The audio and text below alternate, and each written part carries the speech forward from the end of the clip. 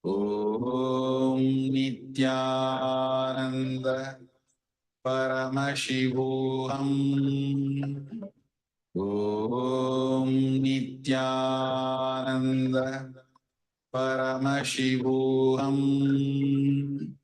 Om Nithyananda Paramashivoham. Om Nithyananda Paramashivoham.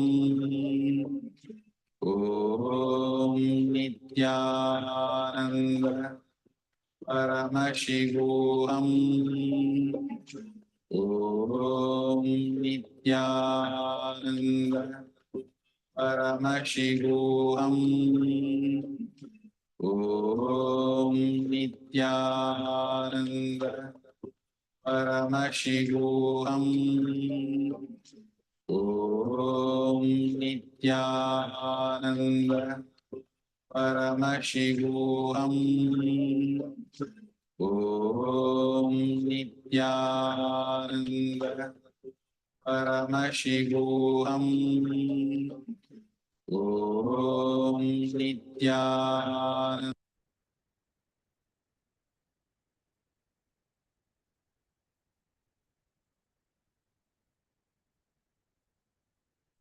And them everyone. So now please go ahead and share your power manifestation experience.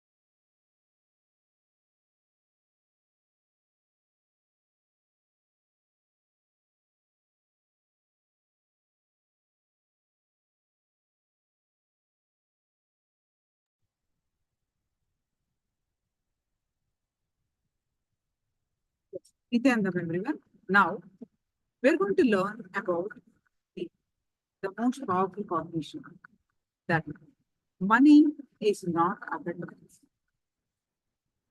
Wealth is the space of creation, the space that you hold, the spacious space that you hold. And if you hold that space, whatever you want, how much ever wealth you want, you can manage. It is the space creation. Wealth is an extension of you. It's part of you. It is not outside of you. And wealth is not equal to money. So money is not abundance. It is one part of the. So how do we create? How do we hold that space? So what do we need to change? What do we need to shift our cognition? When we understand that we have the right cognition to manifest wealth. We are not manifesting wealth because of our wrong cognition. Let's understand.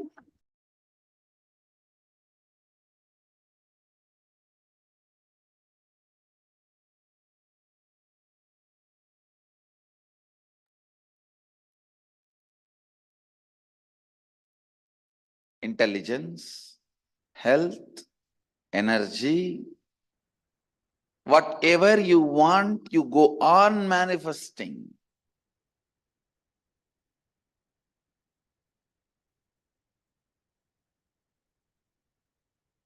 So the difference between money and abundance should be made very clear. I am not saying don't have money. I am not saying don't earn money. No. I am not saying that. All I am trying to tell you is money has its own limited utility. Do not equate just the money for abundance. Then you are mistaken. Money is great in its place. That cannot be equated to abundance.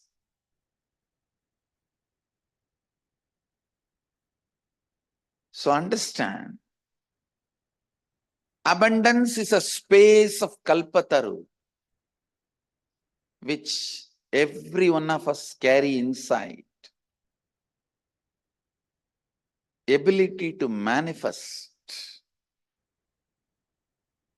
whatever you want, whatever you feel, whatever you think as a completion of your life. Understand, that is why the original Vedic tradition was never currency based. It was direct grain based or metal based. The lower rung of the economy was grain based, and little higher rung of the economy, the mid level of the economy, was metal based. The highest level of economy was precious stone based, but never imaginary currency based.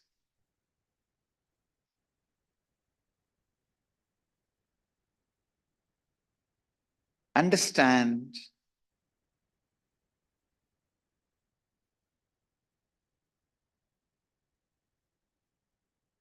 I am not against the currency, or I am not against the money, but you need to know, just money alone cannot be abundance. You need to have clear idea about abundance. Only then you can manifest it.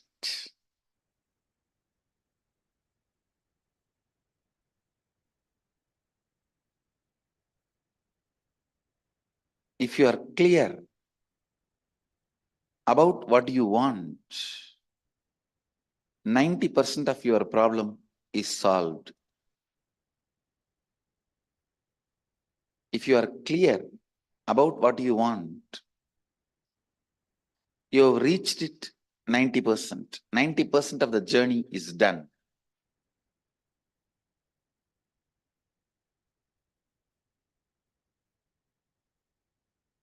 So remember, money has utility value, nothing more.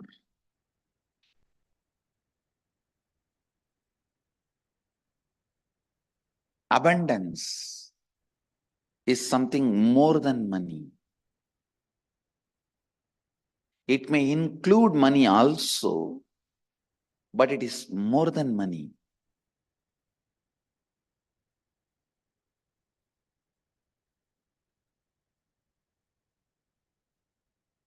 If I have to precisely define abundance, having an inner space where you manifest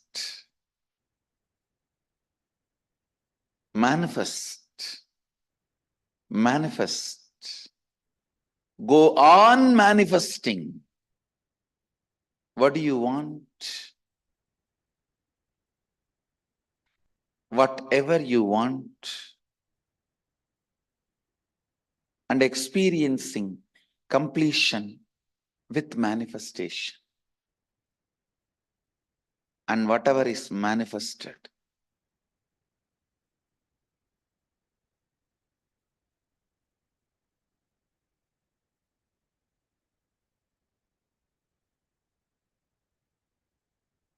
so be very clear about the word dana. Dana means not just wealth, but abundance. Nitya Dana Yoga means today and tomorrow, I'm going to share the science experientially, uniting you with abundance. Yoga means uniting. Nitya Dana Yoga means uniting all of us into abundance eternally. So you become complete with abundance. Abundance becomes your completion. Understand, whatever you sought, you are having. Whatever you are seeking now, you will be having in the future. Whatever you sought earlier, you are having now. Whatever you are seeking now, you will be having in future. There's a law of life. If you don't have abundance, don't blame anybody.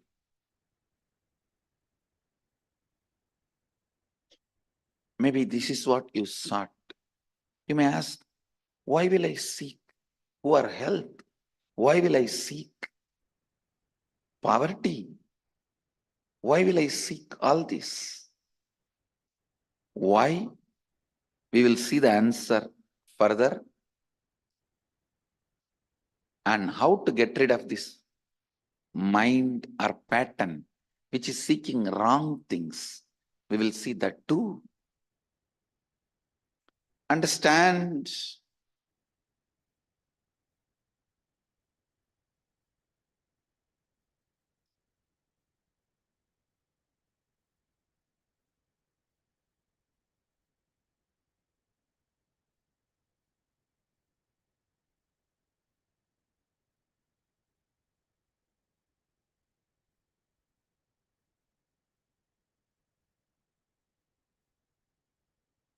the whole science I'm going to present it to you experientially will unite you with eternal abundance, will give you the glimpse of eternal abundance. The space from which what you want is manifested.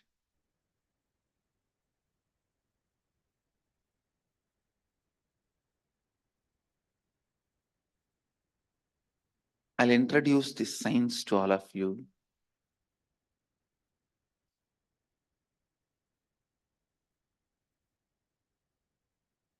Listen.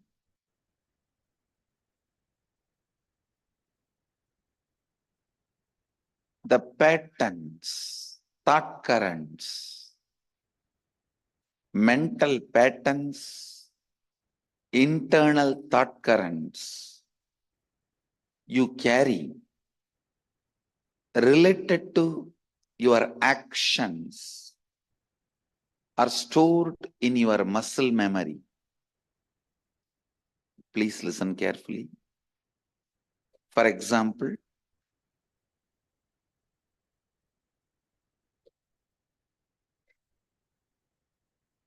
if you work for 6 hours, you will become tired. If you carry that internal thought current, by 6th hour, you will be tired. Sometime If you are driving to see your friend, after that 6 hours also, you will not be tired because that doesn't look like work. Listen, friend's house is never too far away. Because the memory you are going to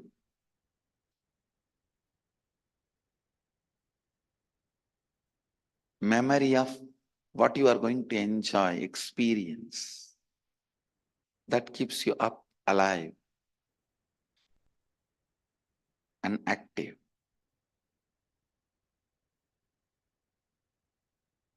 Whatever actions you do, thought currents, mental patterns you carry about the actions.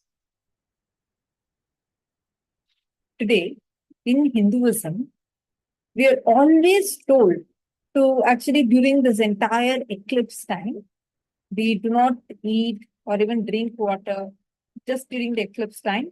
And we go on vibrating by chanting mantras. Constantly we chant the mantras. Why, you know? Because this vibration that being in you today, that frequency you raised today, will directly transform your life.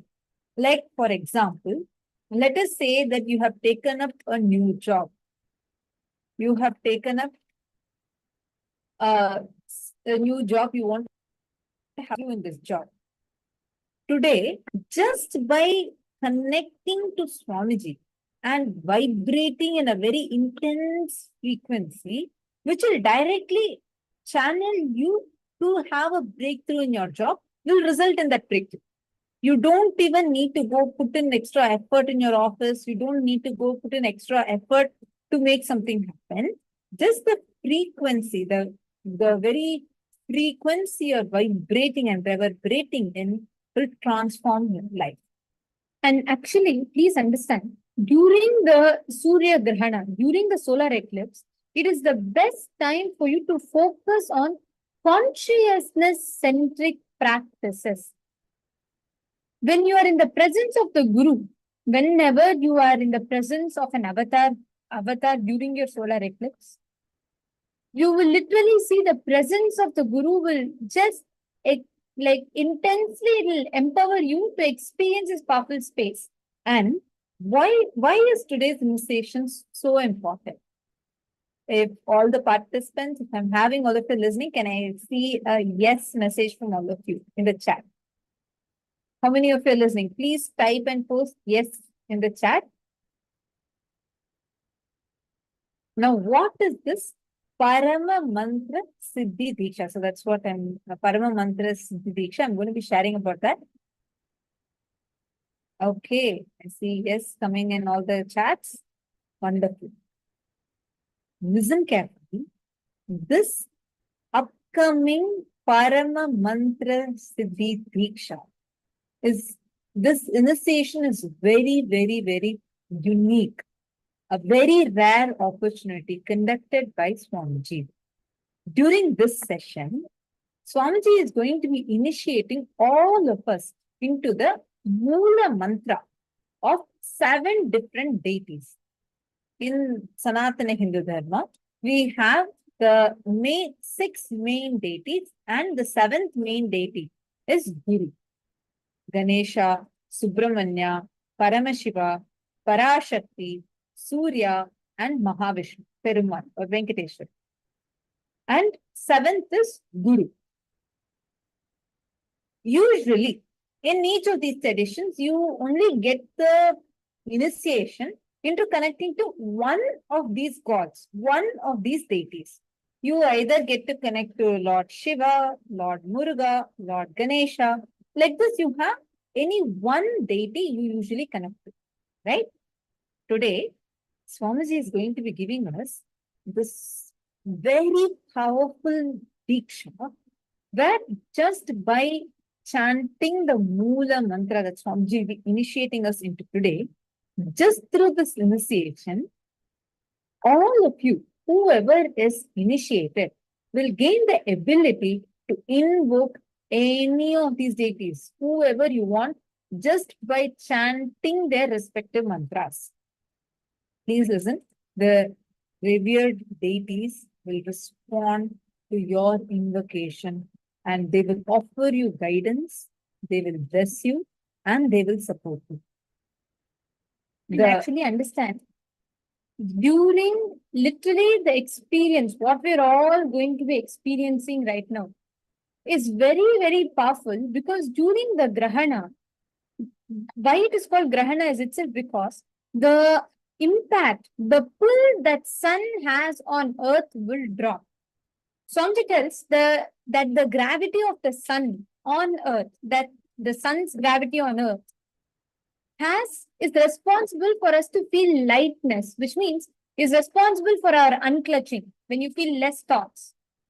When during the Grahana, when the moon comes in between, the gravitational force of sun on earth, that pull on you, each of us individual, will drop. Which means what happens during that time is you start feeling heavy. That is why in Hinduism, you're told not to do any decisions or anything during Grahana, because your whole body, you will start feeling so heavy in your body. You will start, any decision you make at that time will not be good for you. The best and only thing you should do during this time is focus inside you. Focus on your first person, spending time around the Guru, spending time around the deity, doing chanting, Parayanam, or listening to satsang. All of this will have a very good impact on you, which will reduce the impact, the negative impact of the Grahana. Because during Grahana, your very physiology, your very biology goes through a lot of changes, a lot of impact of the, because of the movement of the astronomical objects. So it is not just an astronomical phenomenon, but it also has a lot of impact on your very consciousness.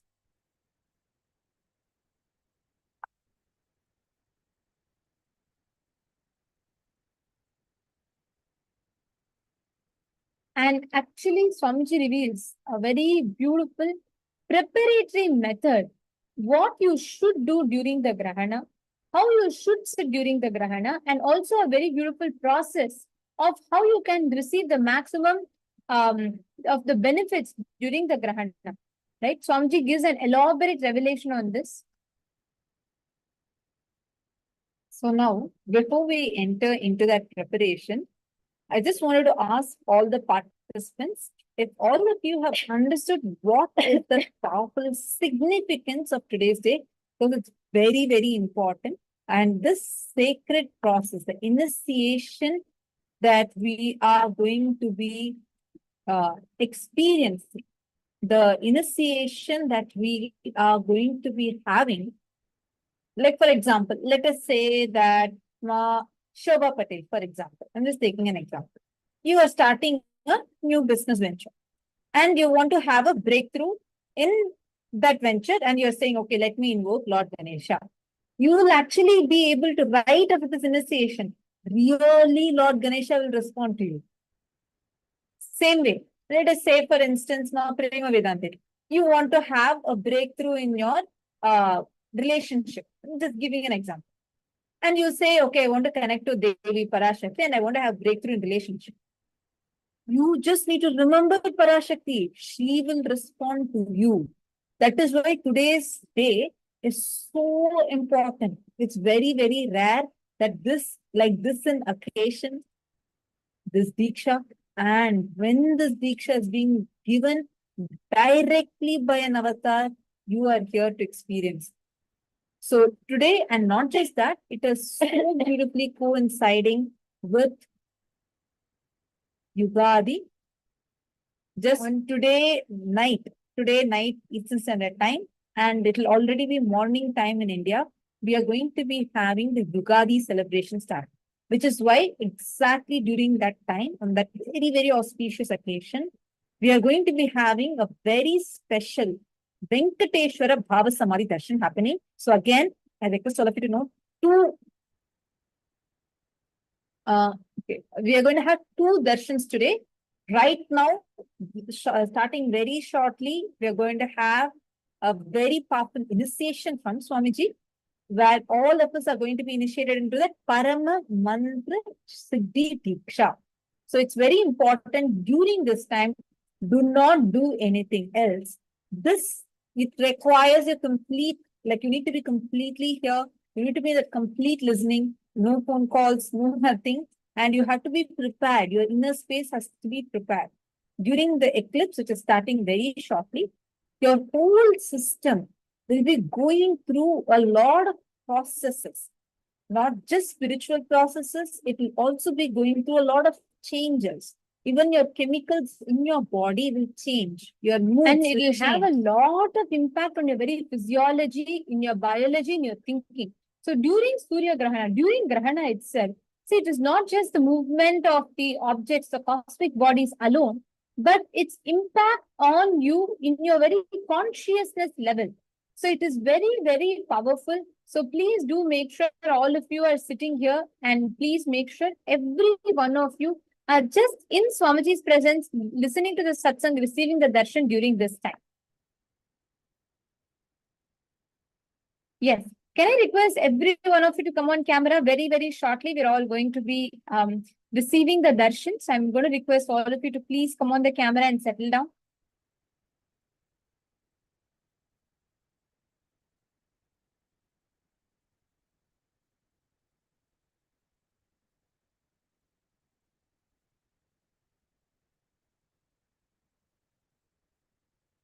Okay, listen, right now, from this moment onwards, Ma Jayanti Prasad is asking, Nithyananda Dharma, I'm working from home. Is that okay? See, right now, working is different now, but during the initiation time, kindly do not do anything else. It is so important that you do not miss out. It's very, very, very rare. I request all of you to kindly check your rooms, see if all your friends are here, see if all your family members are here. If you have pets, kindly get them and settle them down. And usually during this eclipse time, we do not eat or drink any water, not even water you will drink, because it's so important that your whole body will, the very physiology, the chemical reactions that happens in your body will be responding differently. Because our thoughts are directly influenced by the gravitational pull of planet Earth. It is very important that during this time, during the solar eclipse time, we are experiencing that intense unclutching and the spiritual processes happening in our inner space. So I request all of you to be in giving your full listening. And we are also going to be guiding you step by step on how you can prepare for the eclipse. And before that, I also wanted to share with all the participants today, as we have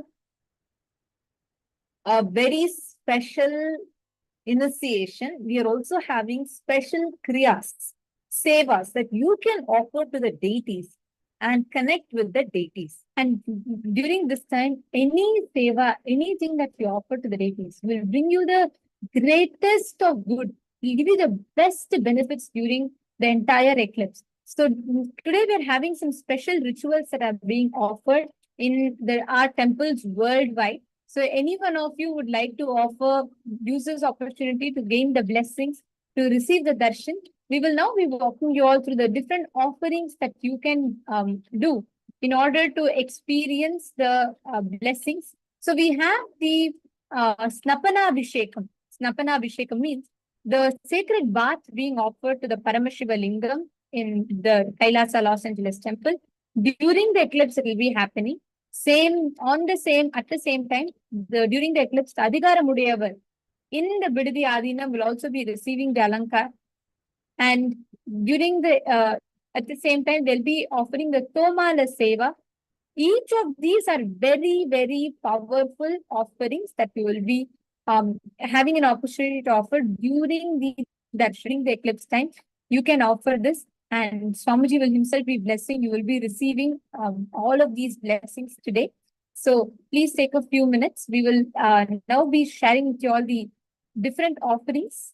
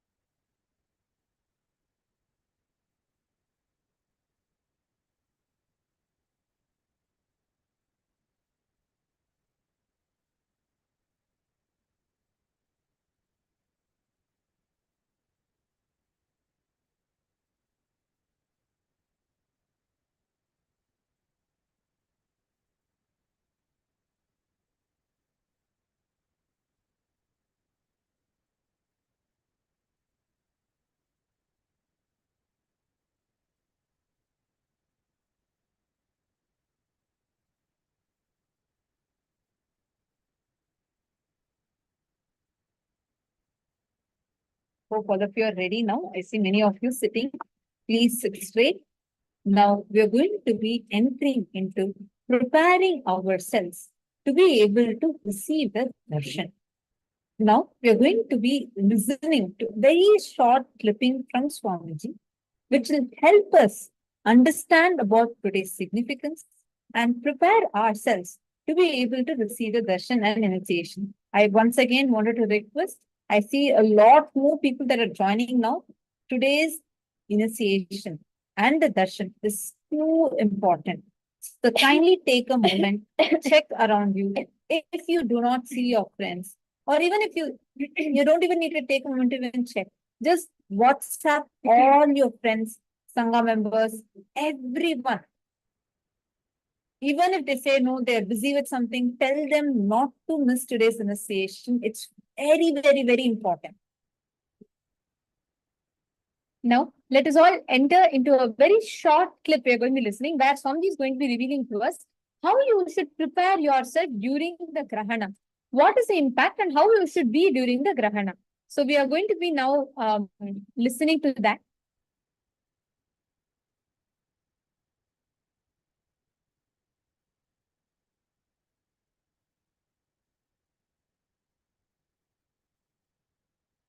Paramashiva's right eye manifestation, Surya, left eye manifestation, Chandra, third eye manifestation, Agni.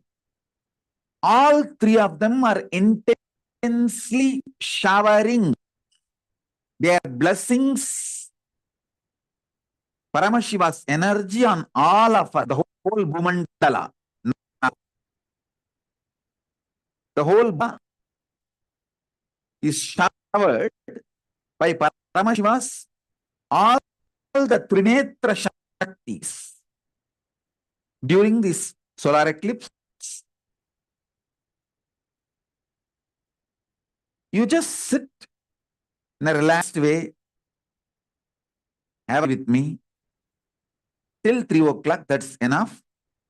I will make what I am teaching you all as experience to all of you, because I received it directly from my Guru Arunagiri Yogeshwara. Given to me.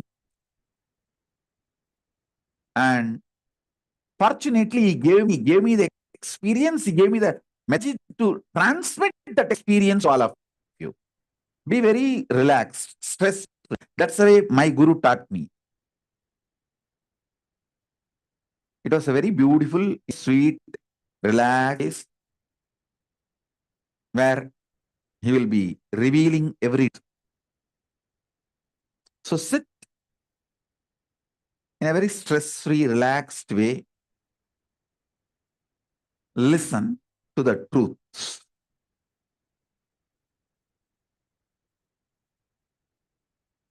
Hunger is the primal delusion which continuously, repeatedly makes you believe fuel for life is from external source. Please.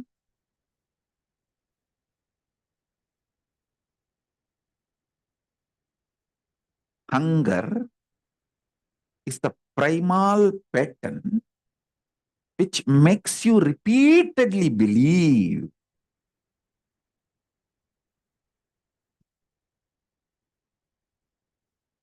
that fuel is from external source. I am not asking you to stop eating. All I am trying to ask you is just try to add consciousness whenever you feel hungry inside you. Like whenever you feel the hunger, instead of immediately rushing and dumping food into your body, just see how the hunger generates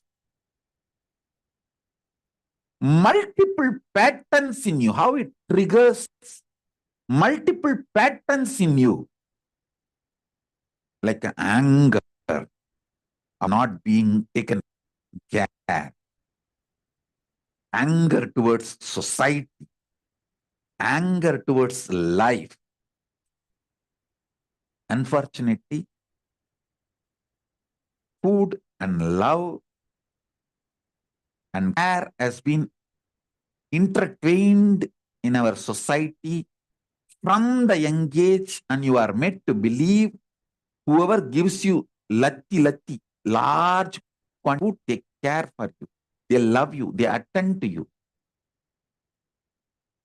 It's extremely stupid pattern.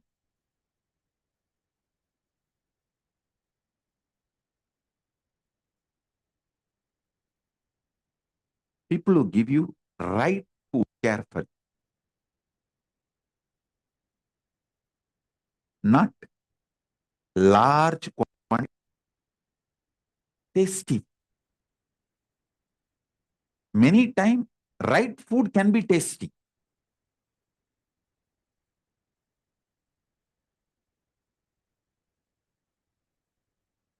People who give priority to right, then pleasant, are always good for you. Use consciousness as a fuel as much as possible when you are hungry.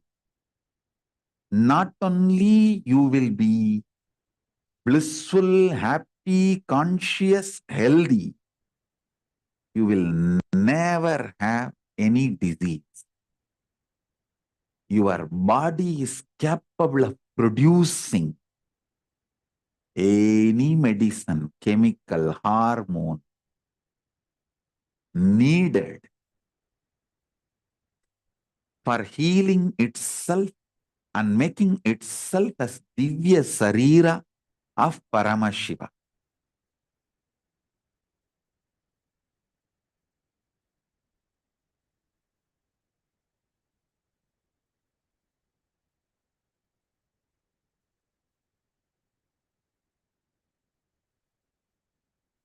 I am not saying stop the food completely. I am saying as much as possible use consciousness when you are hungry. Automatically you will evolve a unique, powerful, beautiful Paramashiva Divya Sarira.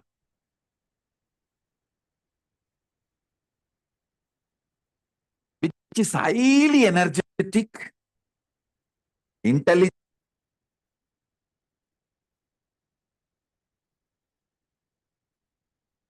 excited, young, healthy, blissful.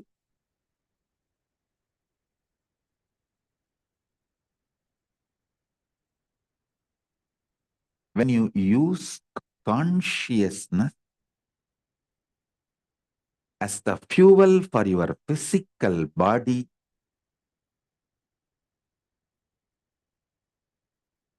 it does so much good to you.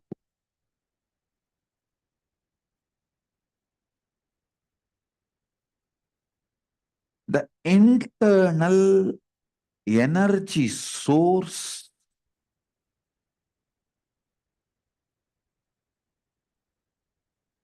used as a fuel for your body and mind, such powerful, inspiring excitement, just like how you see in the IMAX there.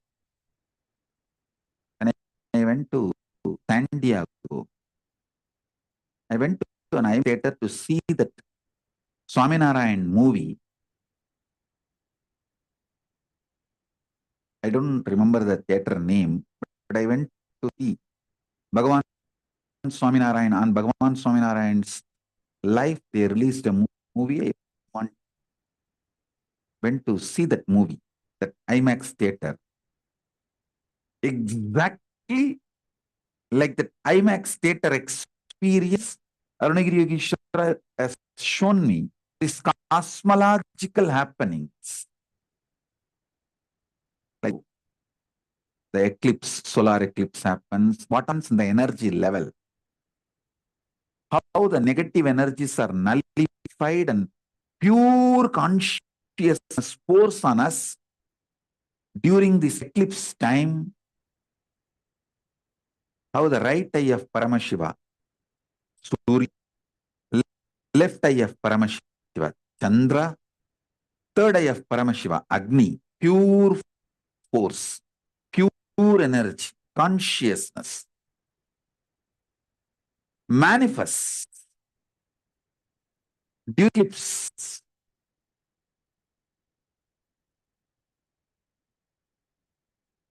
showers on all of us.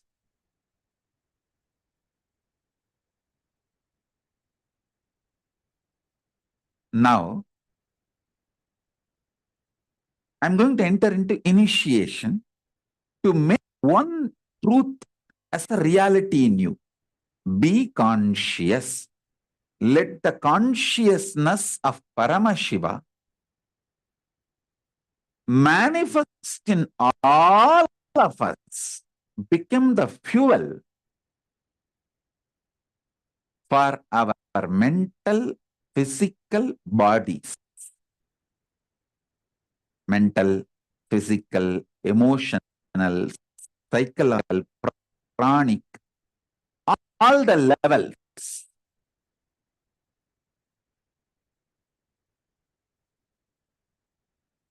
Sthula, prana,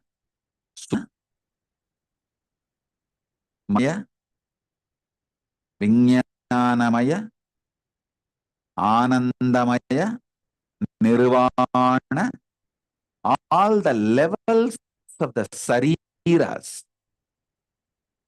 Let Paramashiva, Shakti, Paramashiva's subconsciousness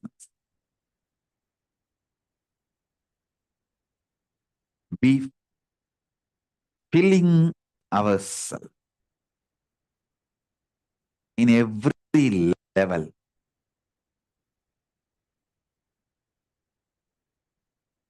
I tell you, the more and more you add consciousness as a fuel, more and more you become healthy, energetic, blissful,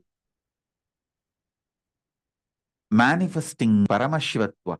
Your taste for life changes. I tell you, upgrading taste for life is maturity. Upgrading your taste for life is maturity.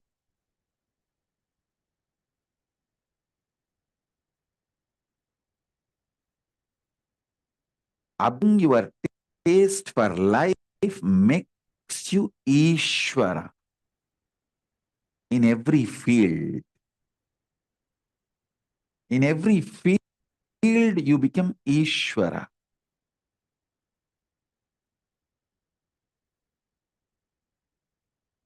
Whole being is taken through the vertical time zone to KAILASA. Fulfillment in all zones is achieved.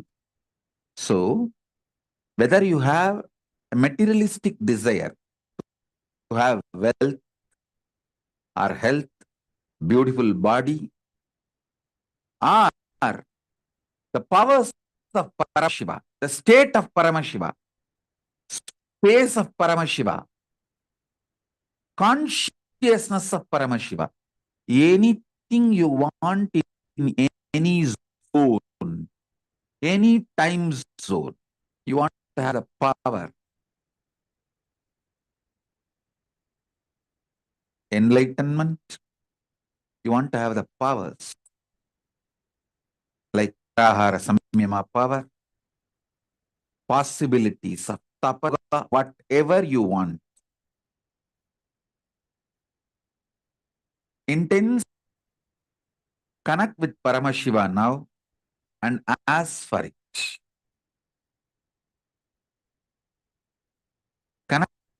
with Shiva now and ask for it. This is the moment Paramashiva showers himself and raises all of us through the vertical time zone to KAILASA itself. You can type your prayers as message. Every message you send through any social media, the internet, anything you communicate now through the internet or inner net, heart, will be attended, blessed, showered. Whatever you want to manifest as your life. Do not judge yourself, your desires, your excitement, your greed. Do not bring self-doubt, self-hatred. Whatever you want, present it to Paramashiva.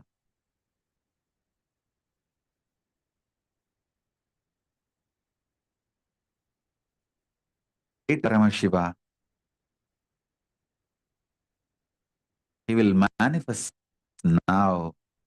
He is manifesting now, blessing everyone to experience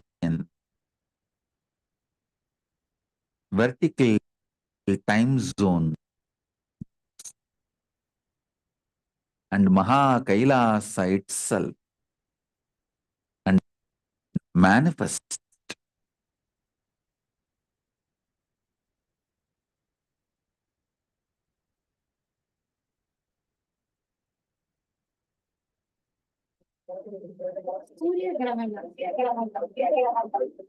Is one of the most intense, like Swamiji said, it is the most auspicious time to turn your attention inwards, to focus inwards.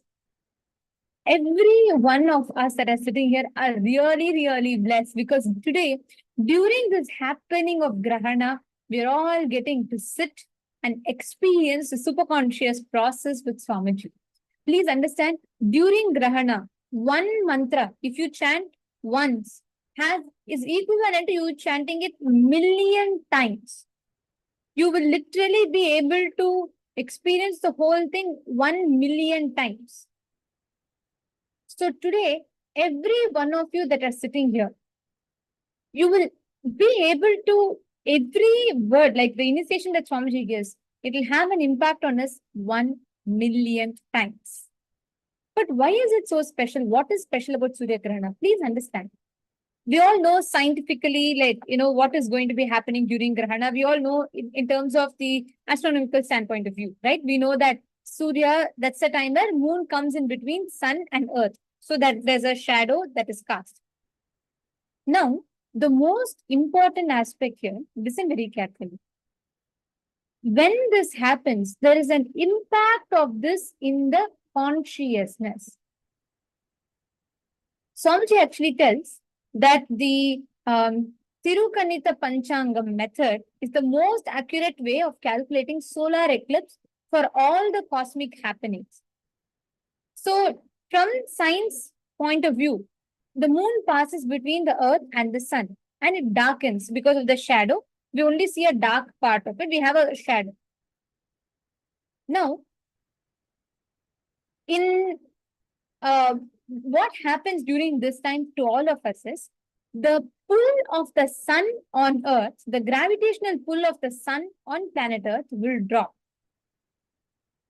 And constantly, when the force of the sun is pulling us constantly, means it makes you light, correct? Because the gravity of the sun is responsible for making us experience that lightness in the inner space. Because the pull of the sun reduces, we all experience the impact of it, where we feel heavy, we have more thoughts, we feel more dull.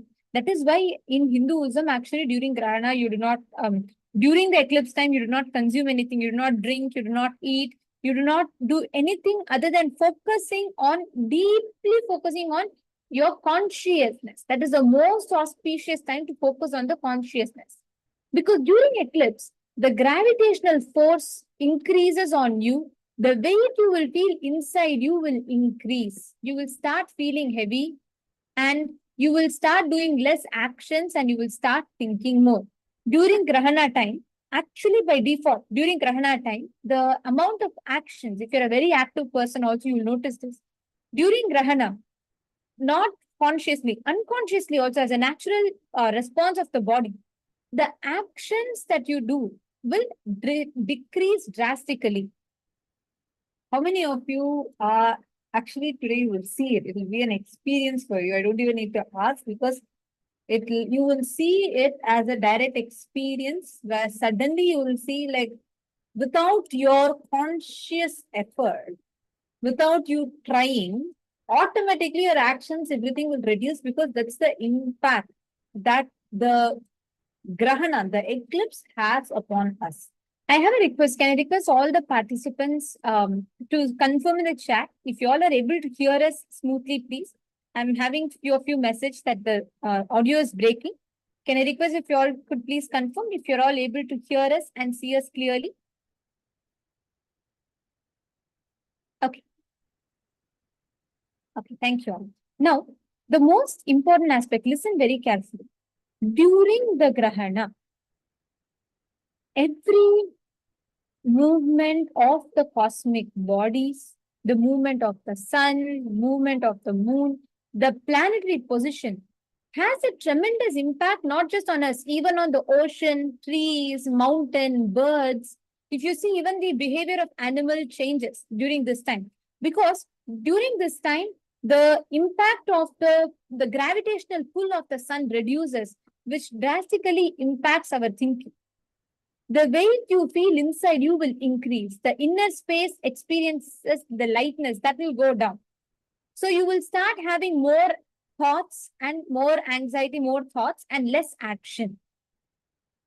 That is why when you sit and focus on consciously unclutching that time, the impact of that unclutched inner space increases inside of you more.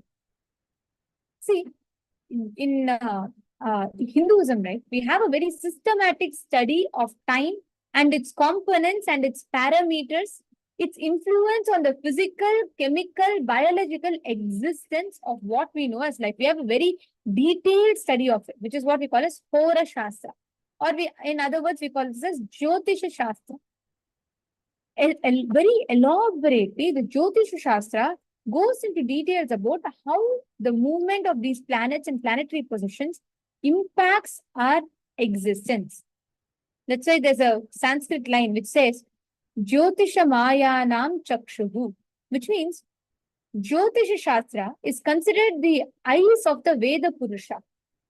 And literally, this Shastra elaborates on how each graha has an impact on us. And Swamiji tells in that how Surya, the impact of sun on you is sun influences your brain. Sun influences your thinking system. Each influence of the planets on us is called as graha. That is why graha is not equivalent to planet. It is the influence, the energy of the planet, the energies that the planet exert, the energy they radiate into the cosmos, into the universe, is what is called as graha. So grahana means the shadow of the moon falls on earth. Only the shadow of the moon falls on earth. The sun, the impact of the sun reduces. So here Swamiji tells that during grahana, during every eclipse, the Rahu's energy completely nullifies the energy radiated by the sun. Rahu and Ketu both completely nullify the energy that is radiated by the sun. And both Rahu and Ketu will nullify the energy radiated by the sun. But Ketu will always lead you to the thought trend of expansion, and Rahu will always lead you to the thought trend of shrinking. So understand, listen to this very carefully. No energy, no effect, whether good or bad, of the moon reaches the planet Earth during the eclipse. It's an energy phenomenon that Hindu science talks about elaborately, not just sun. Even the moon does not impact you during the grahana. So understand, just like how Rahu and Ketu eat the sun and the moon, during grahana, your self-doubt, self-hatred, everything this time will start coming up and it will start disturbing your inner space.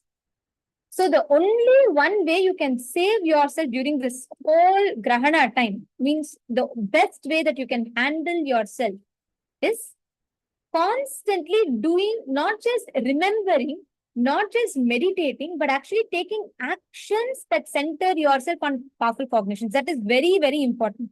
Swamiji tells, listen to this very carefully. Are all of you understanding so far the impact of grahana? Are you all understanding the impact of grahana that Swamiji has revealed? Can I request all of you to post in the chat? Are you all understanding what grahana has, how it impacts you when you are... Okay. Good. Now listen carefully. That is why, because the self-doubt, self-hatred in you will increase, the pull of the sun reduces, which will increase the constant thoughts that you have, the anxiety, self-doubt, everything will increase. Now, you thinking or meditating on powerful cognitions alone is not enough.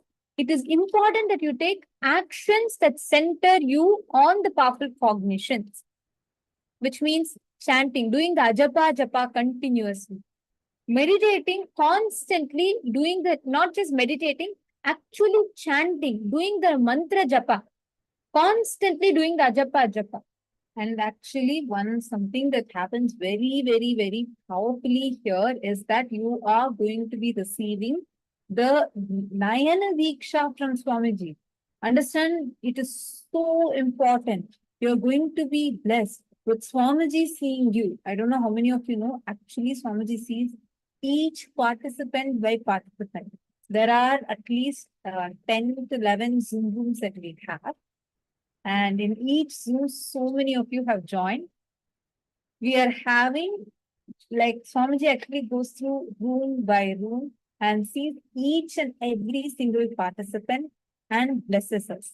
So it's a very, very, very powerful blessing we are having, that during this time, when Rahu's energy also goes high, understand, if Rahu's energy goes high, he will empower the negativity part of you. Only Guru can save us. Only Guru can save you from the negative influence of Rahu. And we are blessed because for us, the ultimate, the Paramavatara of Paramashiva, the ultimate manifestation of the ultimate Paramashiva has come down as our beloved Guru, Swamiji. So today, Swamiji is going to be radiating intensely, like the very, very, very powerful darshan.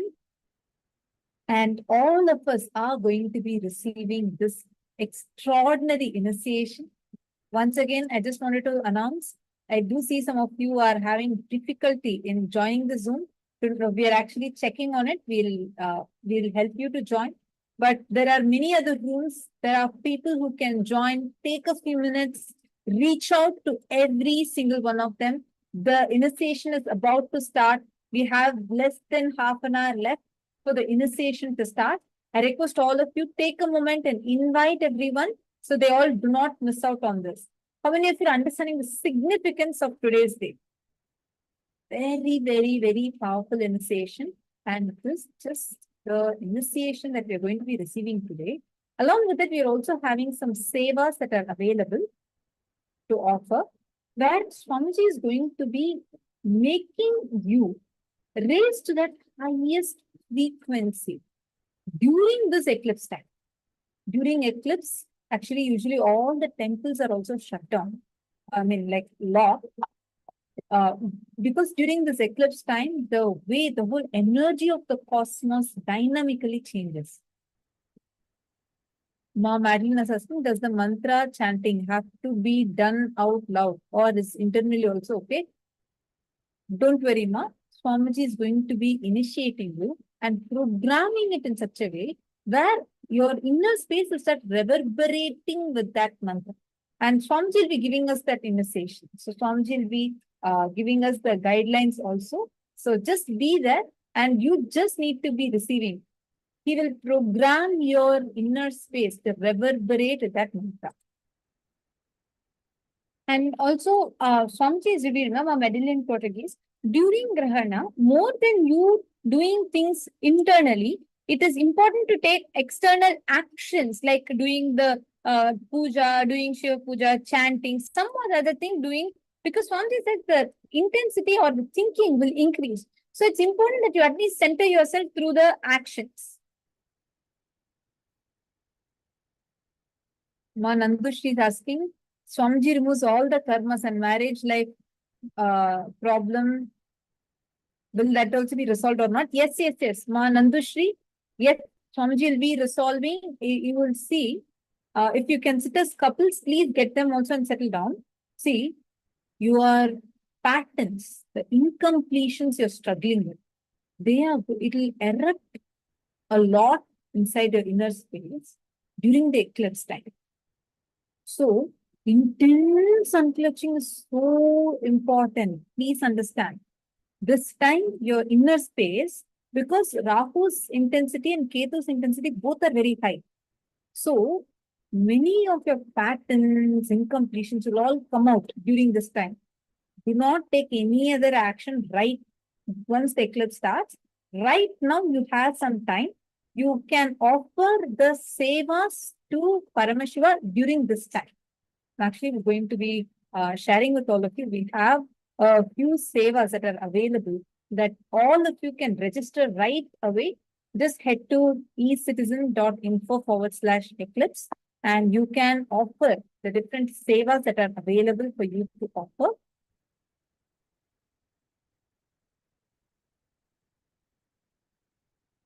The first and foremost in KAILASA, Los Angeles Temple, we are going to be having the Snapana Abhishekam that is going to be happening. Through this participation, you will experience the spiritual enlightenment, mental serenity, and emotional stability, especially during the eclipse. This is going to be happening. Understand? Constantly, the powerful lingam.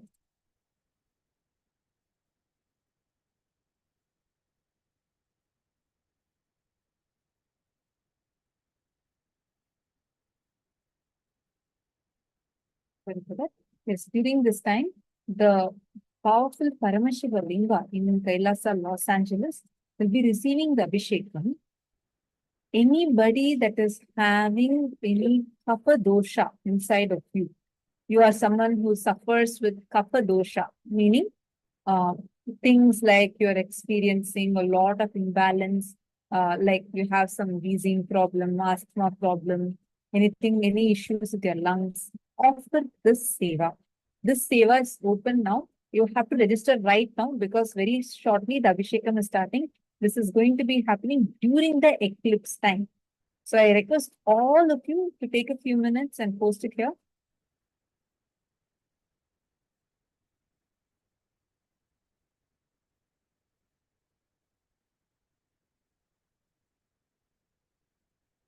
Please take a moment and please take a few minutes. I request all the participants head to this link and register right away if you want to offer this seva.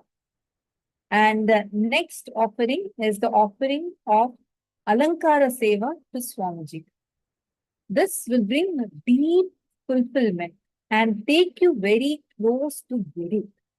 And this is an offering that you can do in Adi Kailasa. Swamiji's deity will receive the Alankaram And your name will also receive the archana. You will be receiving the prasadam of it. See, this is very, very important because during the grahana, right, unconsciously, even beyond our ability, our, attempts, everything, the naturally itself, as a byproduct of the changes in the position of the cosmological bodies, our consciousness has an impact. So, by default, we will inclining more towards having more thoughts, having more incompletions and disturbances. So, the moment you take a step,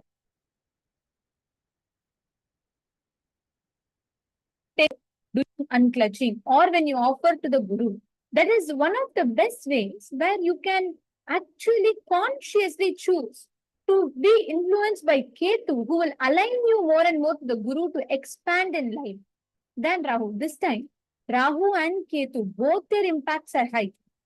Like Swamiji says, it is not because the moon is covering the sun, you will have the influence of the moon. No. Both sun and the moon, the influence of them on planet Earth are nullified by like how the Rahu and Ketu eat up the sun and the moon. Same way, this is a time where the self-doubt, self-hatred in us literally starts eating up your inner space. When you actually take that strong experience of offering the rituals to the deities, not just mentally thinking, understand, physically you doing the sevas, being part of the sevas is a very, very powerful, auspicious thing for this time. So anyone who offers a seva during this time, you're literally emboldening your connection with Swamiji. And during this time, all the offering, especially if you offer the Abhishekam to Swamiji, and if you offer the Alankar will be happening to a huge, beautiful Adhikaramudeva deity in Adi Kailash. Adhikaramudeva is the main deity of Swamiji, a huge deity of Swamiji in Adi Kailasa. And we will be having the Abhishekam and Alankar happening for the deity. So anyone that wishes to offer, that wants to avail this opportunity, you can go ahead and you can make the offering. So do take a moment now. Anyone who wants to sign up for this offering, you have the opportunity right now. You can head to ecitizen.info/eclipse. Take a moment. It is ecitizen.info/eclipse. You can. This Abhishekam is going to be starting very, very shortly. So if any of you want to offer, please understand, after 30 minutes from now, you will not be able to make the offering. This is the last 20 minutes of anyone being able to register. So if any of you are interested, wanting to register, in 20 minutes from now, exactly at 1:50, you will not be able to register any further as the rituals will actually start. So do not miss. If any of you, I see many, my Yogananda Rupini and a few of you are asking you want to make the offering. If any of you are willing to offer, please make sure you're signing up for in the next 20 minutes so that the sevas can be offered and we can take it forward from there. The next is the Thomala Seva. This is literally you offering the mala. This is all the temples, many of the Kailasa temples. And to all the participants, I think Ma Nandushri, you had message saying you wanted Swamiji's blessings for your relationships, right? You can actually do this offering right now. You can register for this offering. This can help you. Yes, Ma Chingho, payment. Okay. Ma Chingho, payment through the e-hundi is okay. You can offer the payment through the e-hundi. Yes.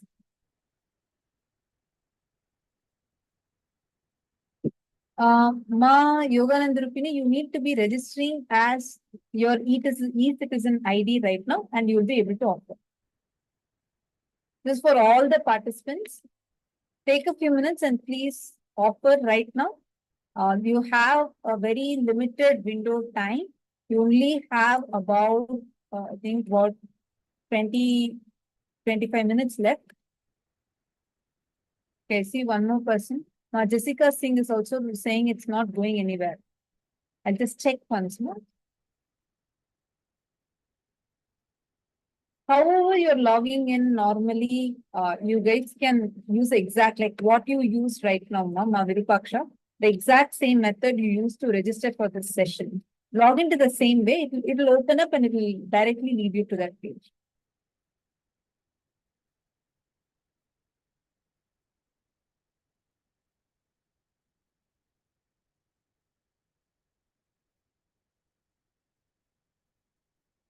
Take a few minutes. Whoever wants to make any of these offerings, you can head to this link and you will be able to receive the blessings from Swamiji.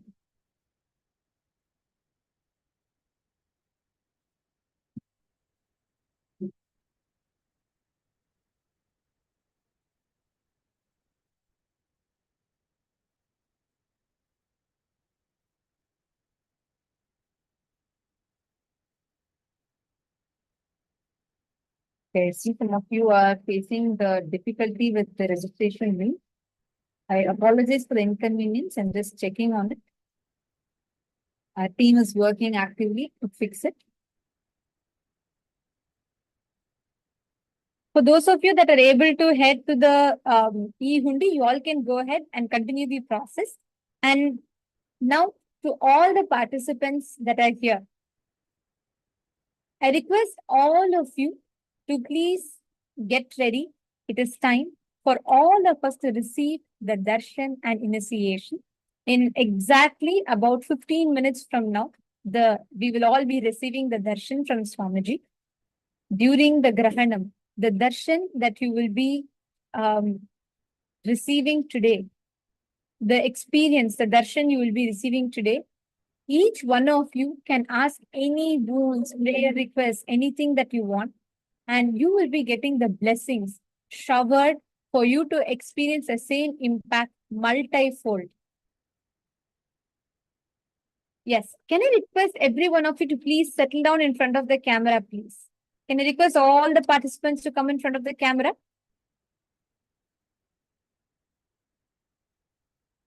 Alfred Kumar is asking, is there a way for citizens of India to offer? Yes, even the Indian citizens can offer. Yeah, we have the rituals that are happening in Adi KAILASA. So we will let you know. Please bear with us. Give us a few minutes. We'll let you know.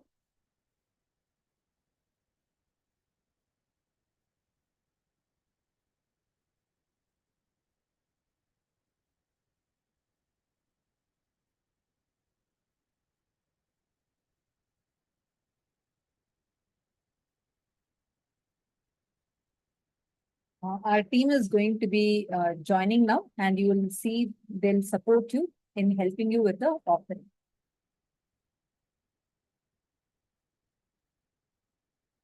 So now, let us all enter into preparing ourselves for the darshan. To all the participants, do not worry, our team is going to be joining right now, and they are going to be helping you. They'll support you with the links, and you can message them. They'll also be messaging here. They'll be supporting you with the links and guiding you step by step on how to opt. All right. Now it is time we enter into the most awaited part of our day, which is the darshan. The darshan, this is a very, very, very sacred darshan that we are going to be receiving today. And the very way how Swamiji is going to be manifesting for us will remove all the negativity from your life and all the negative karmas from your life. And during the grahana, the impact, all the different thoughts, the next few hours, we are going to be spending the grahana time with Swamiji, which is a very, very powerful way, a very powerful method through which you can experience that conscious, super conscious shift happening in you. Right now, literally, every one of you that are going to be here, all of you that are sitting here, understand this is the best way that you can experience the grahana. Because when you are sitting in the presence of the Guru, not just that the impacts, the negative impacts are all nullified, the Guru brings so much of auspiciousness.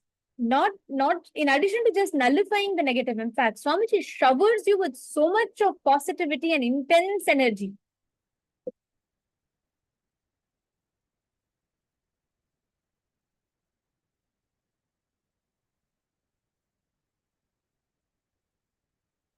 Okay. So now we are going to be, before we enter into the session, we also have one of the participants who have joined us here to share with us all how her experience with Swamiji has been. We have been having a lot of participants who have been continuously joining the program and sharing how they met Swamiji, how Swamiji has given a breakthrough in their life, and why Paramashivoham is so important, how it has transformed their life. Now, joining with us, we have Ma Indra Chand from Fiji, who is going to be sharing with us how she met Swamiji, how was her experience with Swamiji, and the miracles she experienced, and how Paramashivoham transformed her life.